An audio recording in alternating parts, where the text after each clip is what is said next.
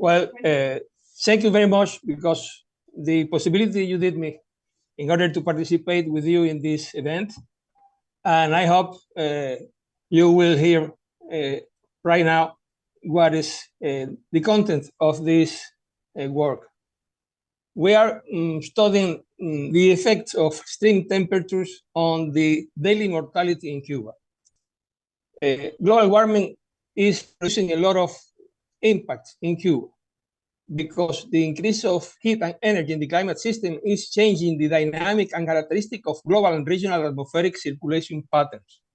So the incidence of these climate anomalies in our climate is producing important impacts on human health, mainly the rise of daily mortality.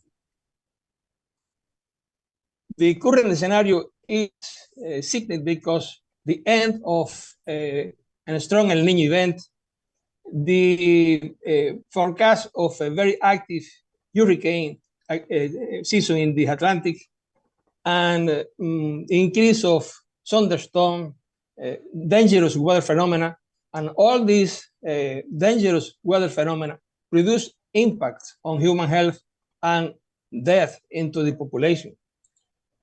What is the atmosphere?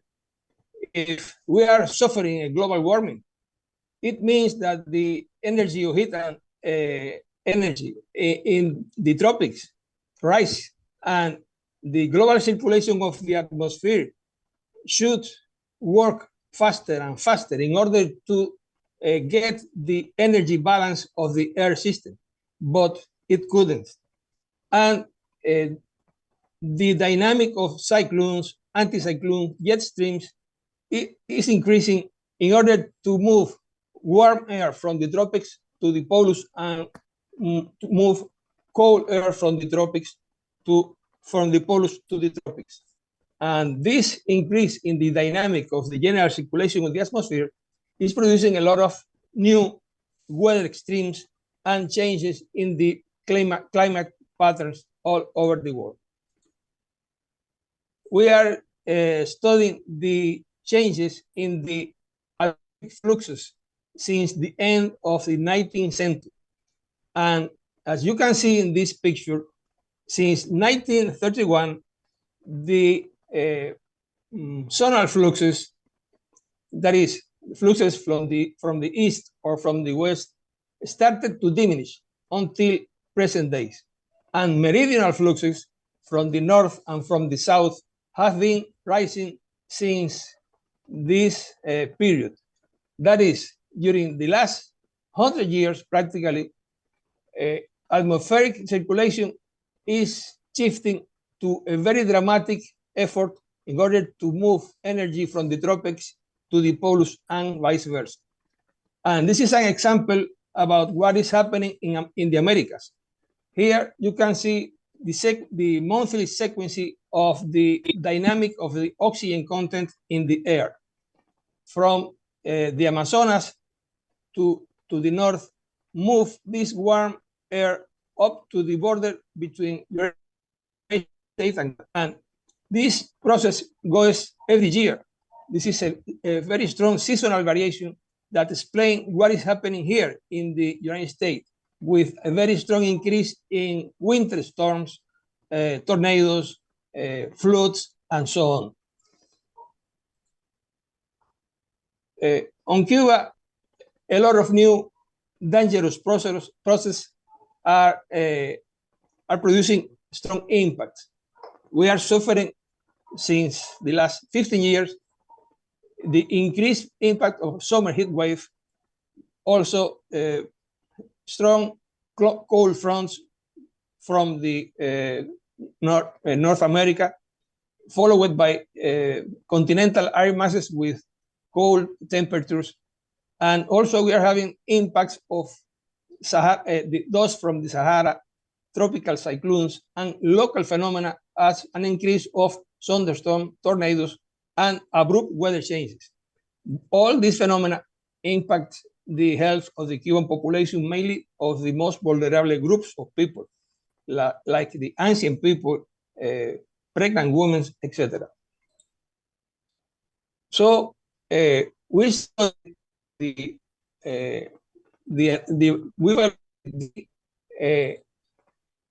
behavior of daily mortality.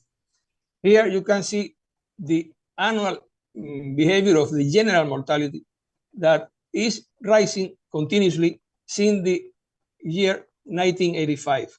And this peak is related with the impact of the epidemics of COVID-19. So we avoided this part of the data set, and we did an analysis of the 20-year period from 2001 up to 2020, evaluating the occurrence of daily excess mortality. And from this data, we also excluded all days with accidents. This is the daily occurrence of mortality due to accidents in Cuba in this period. And you can see that with the exception of only a few cases, most of the daily accidents are below the threshold of 20 excess death, or not excess, 20 deaths per day. So also we excluded this data related with accidents and the data related with COVID-19 in order to be sure that the evaluation of excess mortality will be potentially related with weather influences. So we apply the daily mortality monitoring system developed by the National Epidemiological Center of the Carlos III Health Institute. This is a very nice method to evaluate daily mortality, but you need to prepare a baseline with the reference mortality in order to calculate the anomalies or the excess. Here you can see the daily occurrence of excess mortality in Cuba in the period 2001 up to 2020. You can see that in all these periods, after the year 2009, began an important increase of daily excess mortality in the country. A little period with lower activity, and since the year 2014, the increase of daily excess mortality is rising up to date, especially last year and this year. In total, we have an excess mortality of 25,659 people in this period. And if we analyze by provinces the behavior of excess mortality, you can see that it is a general pattern for all the provinces in the western part of the country and in the eastern part of the country, making possible to build mathematical relationship between time and the behavior of excess mortality. These tendencies are very worrying, very important, because it expresses an important impact of extreme weather conditions on the increase of daily mortality in the country. So we consider mainly only the days with more than 20 excess deaths, were 730 days with this condition. They contribute to the 45.7% of the total excess mortality. That is the half of the 25,000 excess mortality I told you before. Practically the half are potentially related with weather influences. We had in the sample 158 days with more than 40 deaths, and 42 days with more than 60 deaths, and 7 days with more than 80 excess deaths in the period. The daily excess mortality due to heat stress is mainly related with the influence of the subtropical anticyclone of the Atlantic. This is a weather map that shows the typical example of the close influence of this synoptic system, producing a classical weather type with low cloudiness, a big solar radiation without precipitation, light winds, very high temperatures, and so on.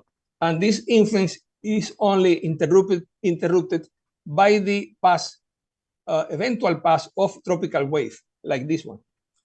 And the first example that in Cuba, heat wave started to occur, we had this in 2009.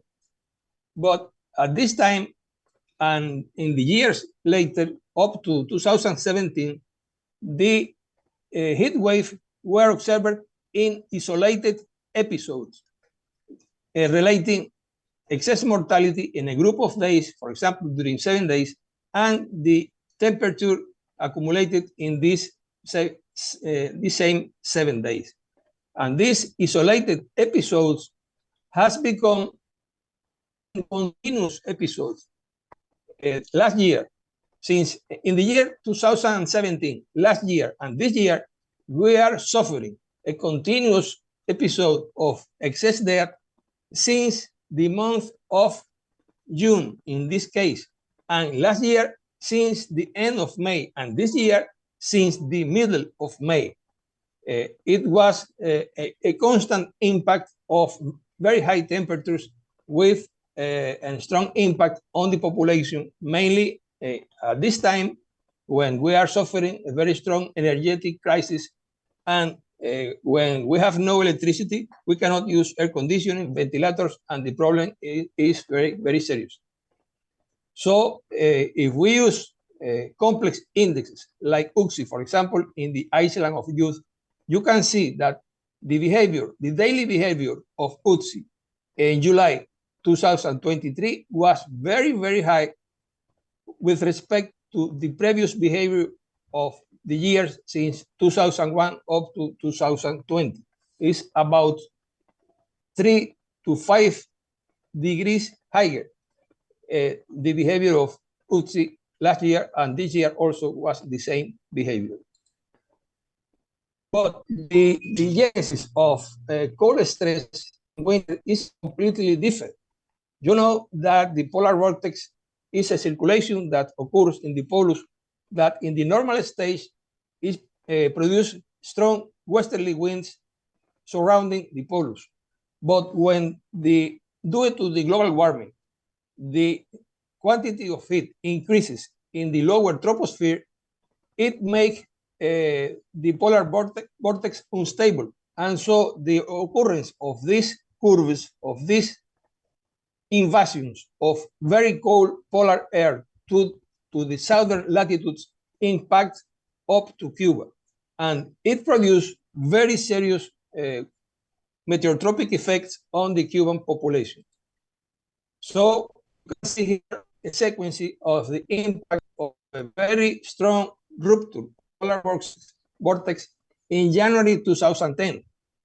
Here are the biometeorological maps made with our model, PROM-BIOMET model, where the blue areas are the areas in which the oxygen content in the air increases. They are hyperoxia areas, and the red areas are areas when the oxygen content in the air diminish. These are hypoxia areas. And in the middle, we have the cold front moving from the west to the east. And in this sequence, you can see how this weather change from hypoxia to hyperoxia, and later the inverse change from hyperoxia to hypoxia, it produced a very important increase in excess mortality that week, with 112 excess deaths,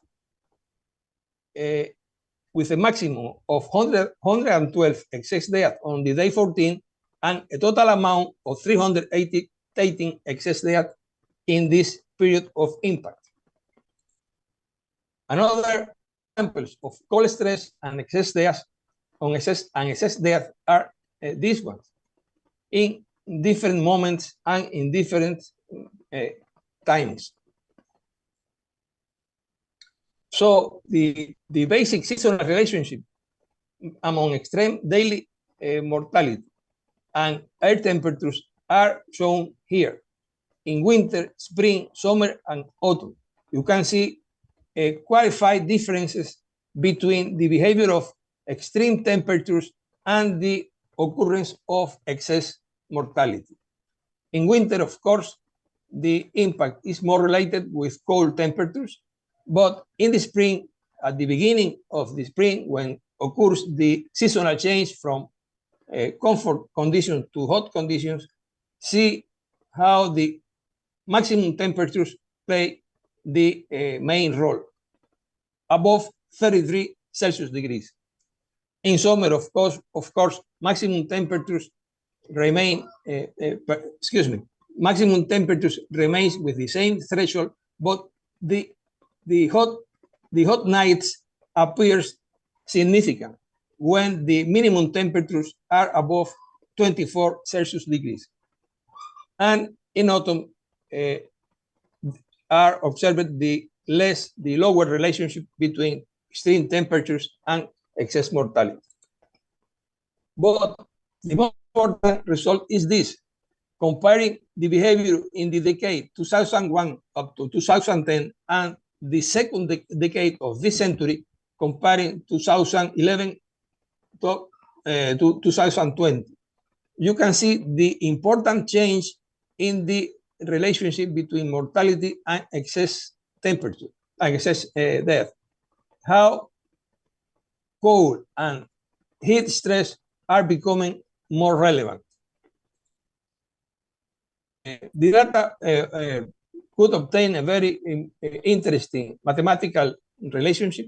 Here is the relationship between maximum and minimum temperatures with the general mortality, and this is the relationship of maximum and minimum temperature with excess mortality.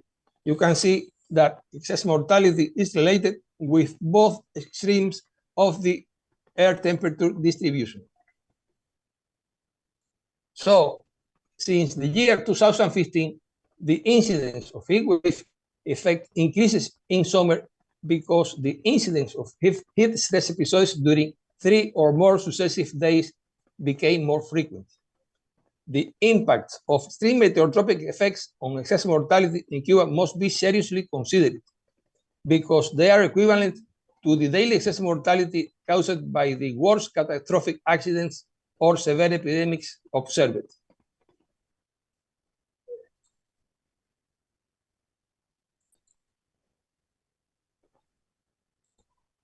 Okay, this was the main items of the presentation. I hope you will see and understand my Spanish English. Thank you very much. Thank you, Luis. We understood you very well, and we really enjoyed your presentation. Is there a question or a comment in the audience?